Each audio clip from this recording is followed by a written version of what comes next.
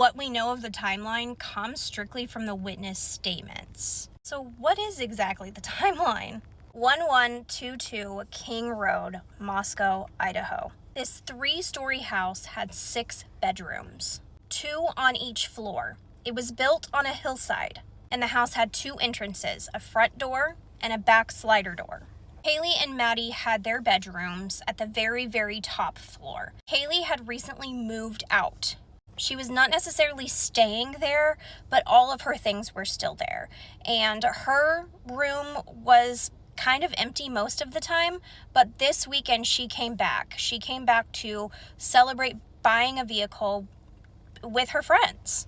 When Maddie and Kaylee were found, they were found together in Maddie's room.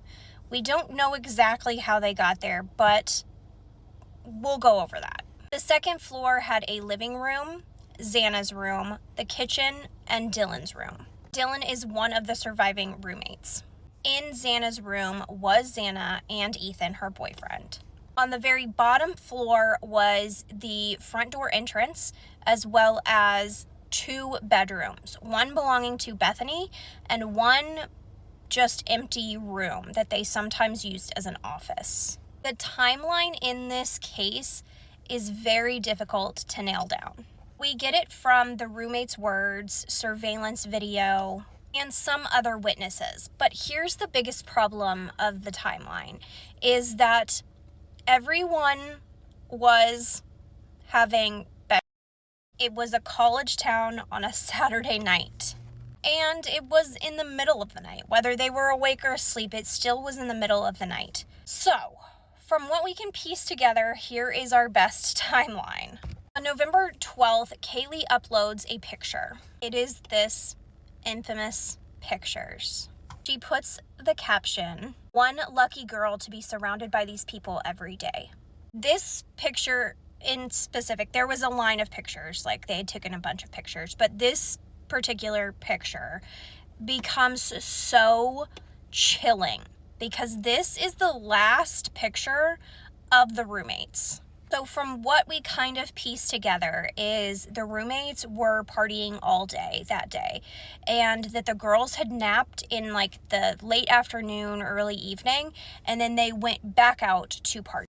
It is a fact that around 10 p.m., Kaylee and Maddie go to the Corner Club. They got an Uber there. At around 11, Xana and Ethan are seen at a frat party. And this was just a short walk away from the King Road house. About 1 p.m. is when Bethany and Dylan get home. It is unknown really where they were. It's kind of wishy-washy on that. The time of them arriving home has been heavily debated as well. At 1:40 a.m., Kaylee and Maddie are seen on a surveillance camera getting food from a local food truck called the Grub Truck. This is seen because this Grub Truck has a live feed camera that posts on YouTube. Don't appear to be stressed or distressed in any way. They get their food and they get into a vehicle. But it's good to point out that at the end, they kind of scurry off into a vehicle, and we'll talk about that later. So at about 1:45, this private Uber driver drops them off at the King Road house. Now, it states that Xana and Ethan come home about 1:50, but I don't honestly know when they came home because the surviving roommates aren't really sure, to be honest. So it's kind of unsure when they get home, but we do know they end up at home. And by after 2, it seems that everybody is in the home. This is where things get blurry because the surviving roommates change their story on how things happened in the timeline quite often. So it makes it really difficult to put a timeline together that's 100%. But at some point, it seems like Murphy, which is Kaylee's dog, was taken out. And honestly, the inner workings of the home that night is kind of unknown.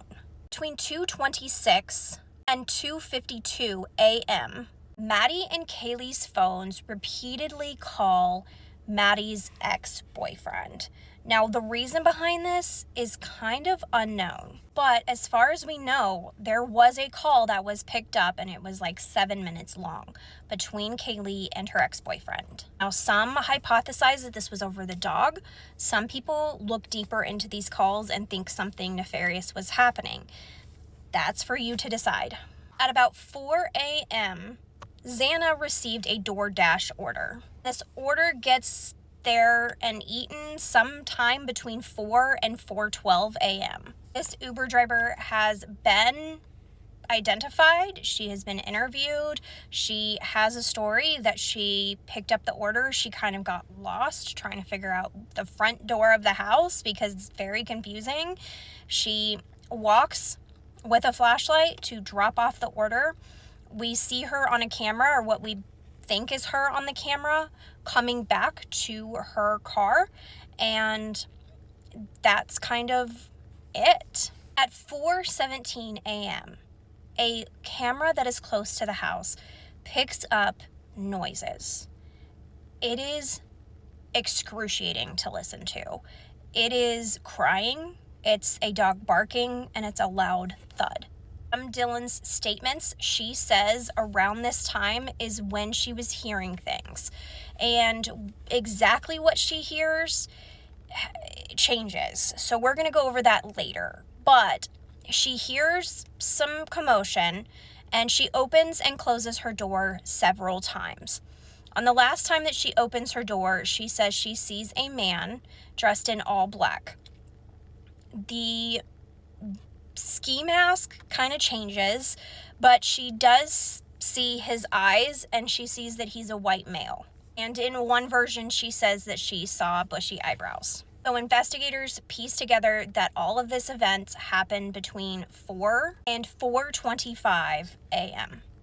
Very fast, very extreme, short timeline. It's also important to note that the door to the King Road house was reportedly open at between 9 and 10 a.m. the next morning, and we're going to get to that.